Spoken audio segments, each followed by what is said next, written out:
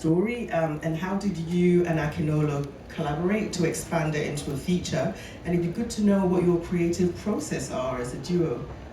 Yeah, so I think the story is mostly inspired by fatherhood, really, and like, for both of us, we lost our father pretty early, so it's sort of like the search for fatherhood. And I think that as we grew, we started like our mom would share loads of stories about our father, and I think the full picture we have of him is based on stories our mom would tell or his friends would tell. And so it was just the idea of trying to like discover who this person is, especially in a situation where I just became a father close to the time as I was writing the story, and that balance of working to feed your family and in this world, like you work super hard, you're traveling, you're doing different things, but also back home where the stark realities of life mean if you don't work, you may not survive, and then balancing that with presence and being there for your family physically, and exploring that and just trying to have a conversation around that, because I don't think that's spoken about enough, especially as the world is evolving. So I think that's the personal story with my father, and then I guess fathers in general was the inspiration for me in putting it together. And can you give us a little synopsis, just so that people can just get a little insight into what they're going to see tomorrow? Yeah, I think it's really about two young boys, one of them called Aki, funny enough, who get to spend a day with their father and really in that day discover a lot more about his world, his life, his nuances, and just, they have pieces of who he is, but I think in this day it really gives them a fuller picture, a fuller understanding of who their father actually is.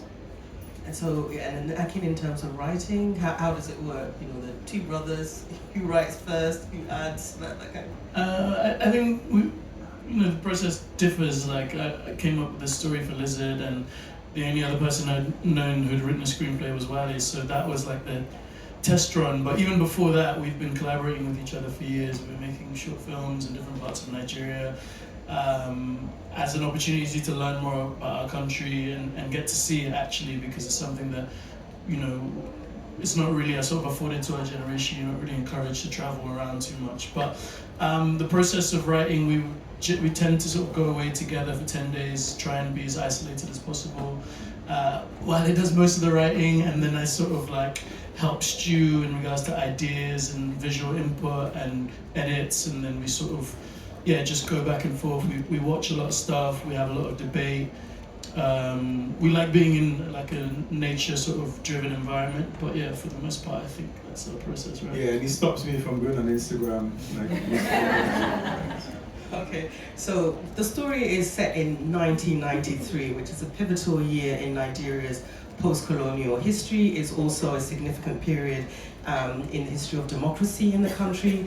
Can you tell us a bit about the significance of that year and why you chose to set the film during that period? Yeah, so I think one of the other things we wanted to explore was like nationhood as well, because in some sort of way we've always been led to believe in Nigeria that our nation is meant to take care of us. I guess every country, right? But here, like the promise of this better Nigeria is something they told us is Vision 2000, Vision 2020, Vision 2010. They keep extending the vision, right? And so we really wanted to explore. I think a significant moment was in 1993. We had we had elections then, and we're going to transition from military rule, which we had for quite a long time, into civilian rule. So everybody was super excited. They believed the country was about to change, was about to take off. And I think it's one of those things where we've never really had a consensus candidate before, where everybody super supported this one person and he won the election. And after the election, they suddenly just stopped counting when it was clear he was winning by a landslide. And I feel in that moment where they said, well, no, we're actually not holding an election anymore, we're canceling it, I think it broke something in the trust of people, like this unspoken contract between your nation and you, that they're going to, at this point it felt like all bets were off, if I'm being honest. And I just remember the elation beforehand and the deflation afterwards. Everybody was angry, sad, frustrated, and I'd never really seen, looking at my mom especially in that moment, I'd never really seen her like that as well, because she really believed things were going to change, and she was one of those people, just watch, like it's going to be better, everything is going to be amazing. And yeah, unfortunately that never came, and we're still kind of really waiting for that spark to happen. So the individual's name's MKO Abiola, and I will have to say that his daughter